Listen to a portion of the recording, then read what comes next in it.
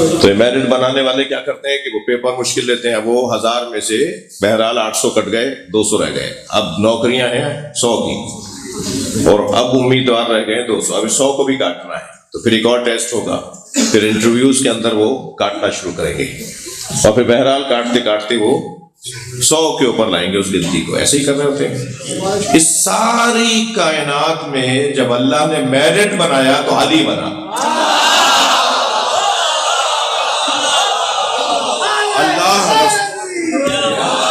اللہ، رسول اور علی،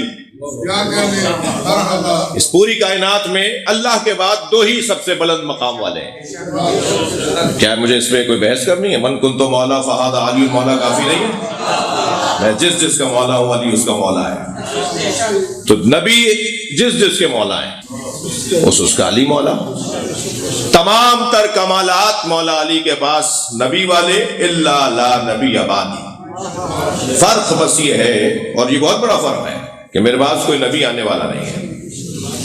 اچھا، حدیث میں صرف لا نبی آبادی ہی نہیں ہے، لا نبوت آبادی بھی ہے۔ جب لا نبوت آبادی والی حدیث کو لیں گے تو پھر ایک اور بات روشن ہو جائے گی کہ مسئلہ مولا علی کا نہیں ہے، مسئلہ مولا علی کا نہیں ہے، مسئلہ یہ ہے کہ اب یہ منصب ہی نہیں رہا۔ جب یہ منصب ہی نہیں رہا تو پھر بحث مولا علی کی یا غیر مولا علی کی کیا بحث ہوگی؟ نبوت کا منصب ہی ختم ہو گیا ہے۔ نقل صاحب نے اس کو بڑی حسین انداز سے سجا کے پیش کیا ہے، یعنی بیان کیا ہے کہ منصب نبوت منصب خبر رسانی، منصب رسالت منصب خبر سمجھانے کا منصب، اور منصب امامت ایصال الی المطلوب، منزل تک پہنچانے کا منصب۔ بڑی ذمہ داریاں ہیں۔ لہذا جیسے نبوت عامہ ہے حضرت آدم سے لے کر حضرت عیسیٰ تک، اور پھر نبوت خاصہ ہے جس میں صرف ہمارے نبی کا تذکرہ ہوگا، ایسے ہی امامت عامہ بھی ہے، اور پھر امامت خاصہ ہے۔ جب امامت خاصہ کی بحث شروع ہوگی تو پہلا علی، اور پھر تسلسل کے ساتھ یہ امامت کا منصب پہنچتے چلتے چلتے آخری زمانے تک آئے گا۔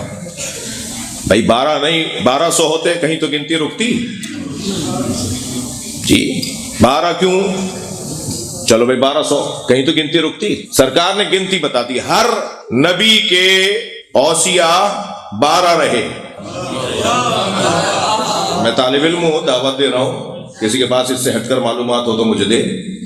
ہر نبی کے وصی، ہر نبی کے خلیفہ، ہر نبی کے جانشین 12 رہے۔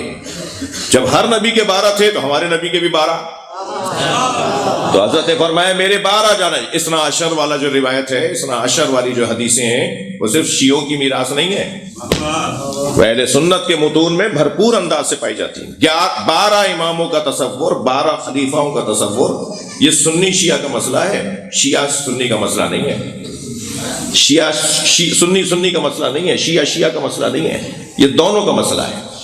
ان کے یہاں بھی یہ حدیث ہے کہ میرے بعد میرے 12 خلیفہ ہوں گے۔ اب کسی کے 52 ہو گئے، کسی کے 48 ہو گئے جی، 3 ٹھیک تھے، پھر 4 ایسے ہو گئے، پھر ان میں اس کے بعد ایک بہتر آ گیا، ٹاپ چھلانگیں مار مار کے 12 پورے کر دیے، قیامت نہیں آئی۔ صلوات پڑھیں ذرا محمد۔ یہ پوری ایک بحث ہے جو اس وقت میں ارادہ نہیں رکھتا کہ اس بحث میں کہ یہ 12 خلیفہ والی روایت یہ سنیوں کے بھی ہے، شیعوں کے بھی، ہمارے عزیزوں کے، میرے بھائی تشریف فرمائے مجلس میں آئے ہوئے ہیں۔ لہذا وہ امامت خاصہ والی بحث، 12 امام، ہر زمانے میں ہر امام کو ایک خاص صفت کے ساتھ پروردگار عالم نے ذمہ داریاں سونپی۔ جملہ ہدیہ کرنا ہوں، یہ سب کاظم ہے، یہ سب صادق ہے، یہ سب مرتضی ہے، یہ سب مجتبی ہیں، یہ سب نقی ہیں، یہ سب تقی ہیں، یہ جلالت میں سب عسکری ہیں، یہ ہدایت میں سب مہدی ہیں، مگر جس کی صفت اس کی ذات بن گئی، بھئی توجہ، صفت اگر ذات بن جائے تو وہ لقب کہلاتا ہے۔ یہ کاظم تو سب تھے، مگر جس نے کظم غیث کو اپنی ذات بنا لیا اسے موسیٰ کاظم کہا جاتا۔ صلوات پڑھ لیں محمد وآلہ۔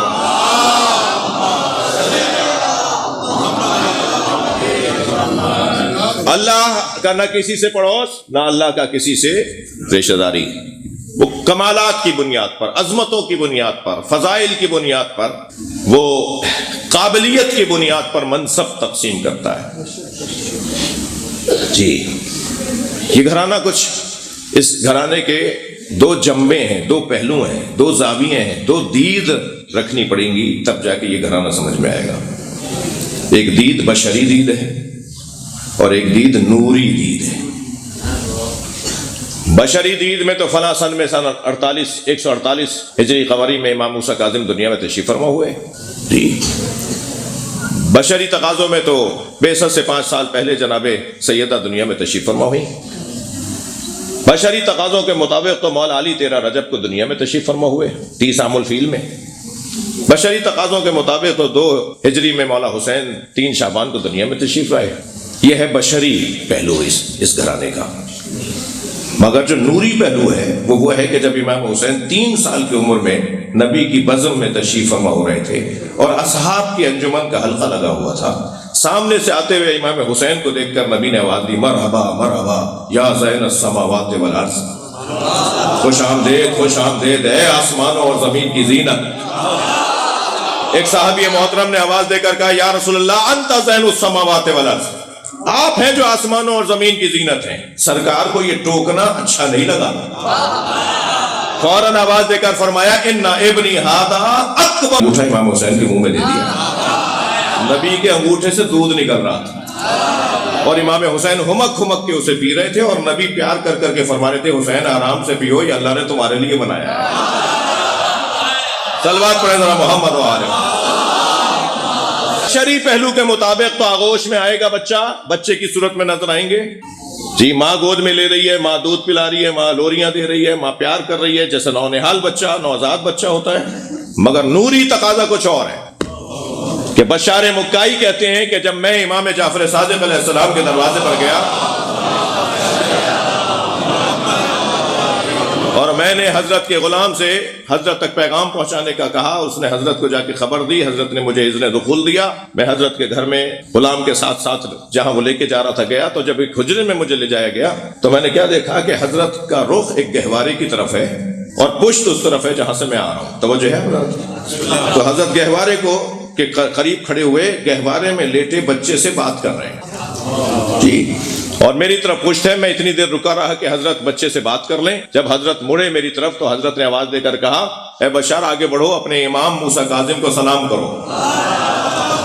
بشار کہتے ہیں کہ میں جب قریب گیا تو میں نے ایھا الطفل الصغیر کہہ کر سلام کیا.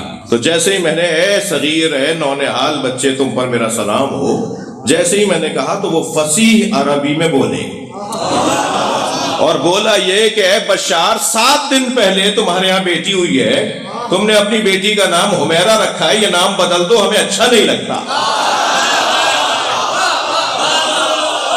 صلوات پڑھ لیں محمد و آلہ. یہ وہ نوری پہلو ہے. کہیں ایسا ہوتا ہے بچہ بول رہا ہو؟ کہیں ایسا ہوتا ہے؟ اب اگر کوئی یہ کہ نہیں ایسا نہیں ہوتا کیونکہ اس کے ساتھ نہیں ہوتا، تو وہ کہتا یہاں پہ نہیں ہوتا. جب وہ یہ سوچنے لگے گا کہ جب ہمارے بچوں کے ساتھ نہیں ہوتا تو ان بچوں کے ساتھ کیوں ہوتا ہے، تو یہی تو اسے سمجھانا ہے، یہ تمہارے بچوں کی طرح نہیں ہے، یہ تمہاری طرح نہیں ہے. جی ان کا نوری پہلو ہے، ان کا وہ جنبہ ہے، وہ پہلو ہے، وہ زاویہ ہے، وہ مقام ہے، وہ عظمت ہے جو اس بات کی طرف نشاندہی کرتی ہے کہ یہ تمہاری طرح نہیں ہے. انہیں اللہ نے خاص اہتمام کے ساتھ خلق کیا ہے. انہیں بنانے کے بعد توجہ ہے، اللہ نے اپنے آپ کو مبارکباد دی ہے. میں بہت سوچتا رہا کہ اللہ کریم ہے، وہ چاہتا ہے ہم بھی کریم بنے. اللہ غفار ہے، وہ چاہتا ہے اس کی مخلوق بھی غفار بنے. اللہ ستار ہے، وہ چاہتا ہے اس کی مخلوق بھی عیبوں کو چھپائے. مگر صرف ایک صفت ہے جو وہ نہیں چاہتا کہ لوگ متکبر بنے. وہ متکبر ہے، نہیں چاہتا کہ لوگ بھی متکبر بنیں. مجھے تو ایک ہی نتیجہ ملا ہے کہ حق صرف اسی کا ہے کہ اپنے آپ کو متکبر کہلوائے جس کے آگے علی اور محمد سجدہ کرتے ہو. اس کے علاوہ صلوات پڑھ لیں محمد و آلہ.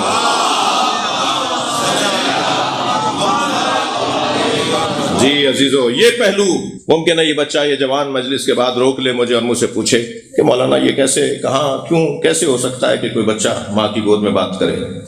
جی میرے سنی بچے بھی طائف میں ہیں نا، مجھے وہ شیعوں سے کم عزیز نہیں ہے جی۔ یہ مجلس شیعوں کی ملکیت نہیں ہے، یہ امام بارگاہ شیعوں کی ملکیت نہیں ہے۔ شیعہ ذکر حسین کے مالک نہیں ہیں، نوکر ہیں۔ اور نوکروں کو اپنی اوقات میں رہنا چاہیے، مالک کے مہمانوں کا خیال کرنا چاہیے۔